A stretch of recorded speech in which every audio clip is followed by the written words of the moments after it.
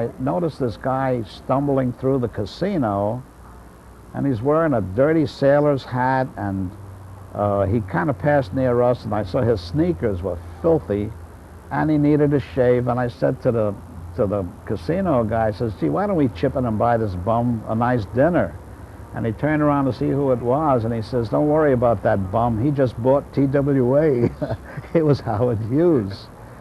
And he started bringing in too many accountants. And it became more of a respectable kind of a situation. I shouldn't say respectable. It changed. Of course, the guys that had their Cleveland connections, Chicago, New York, every hotel had was associated with some area. And he changed that. But those guys were getting older, and they were being phased out, and he started bringing in a lot of college-type crew-cut guys that were taking over the books and stuff. He hurt the town. He bought a lot of property, and everything became bottom line. What is this 10-square-foot area going to bring to the hotel? And they removed lounges to make way for slot machines, because it became corporate. It became, you know, stockholders had to be involved, and there were committees, and there were board of directors, and they were looking to make the buck. Now the thing is family entertainment, wet and wild, dry and unhappy. I just can't imagine what they're thinking about with building the 5,000-room hotel, which I bought some bonds with the MGM Hotel. They got 5,000 rooms and one bellboy, and it's going to be very difficult to check in there. So Vegas is just a circus now. When did you notice that it started to change? I mean, was there anything that you saw that said, wait a Yeah. minute? I was in the lounge, and we had our show. We had a late show, a little later than the main room, and I saw that little by little the people were not coming in. And when you have that kind of reputation, you notice that the crowd is changing.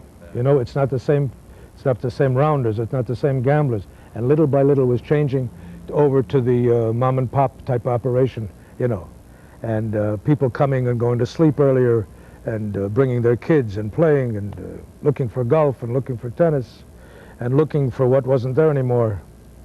This was the place to be. And when Howard Hughes came in, everything changed. It got to be more commercial, and the charm left. And then as time would go on, I mean, when I found out that the Riviera, which was one of the most elegant places in the city, 10 years ago, somebody told me that there was a Burger King in the lobby of the Riviera, and I didn't believe it.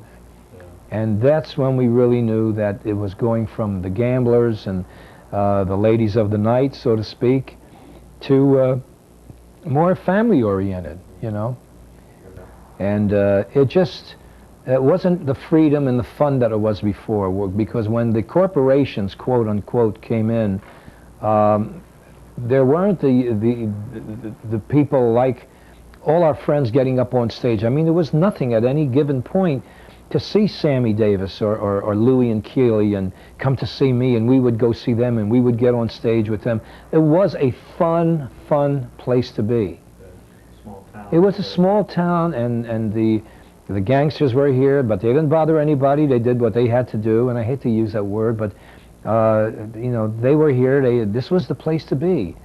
You know, and it was such a joy to see people guys dressed up with shirts and ties and suits, and women in gowns, and you know, where you're not looking at guys walking around with shorts and beer cans and so like, you know, it's really a bring down. As a matter of fact, the top of the dunes was the last room in this town that was really the lounge nightclub type of thing. When I was working up there, it was the hangout at that time. And the same evening, Frank Sinatra and Sammy Davis Jr., Liberace, and Tom Jones, they would all come in at the same time. And they didn't get up and perform, but Tony Bennett and Jack Jones, Tom Jones used to get up all the time when he'd come in, and Buddy Greco, he got up with me a number of times up there. I saw you would. Las Vegas is a cycle town. It runs in cycles, and everything goes round. And little by little, you see the lounges are very, very slowly coming back. You know, And pretty soon you'll see every hotel with lounges in it, because people want to see entertainment. They want to see live entertainment. Even if they're playing a slot machine, they can hear it, and they love it. The Desert Inn Hotel is proud to present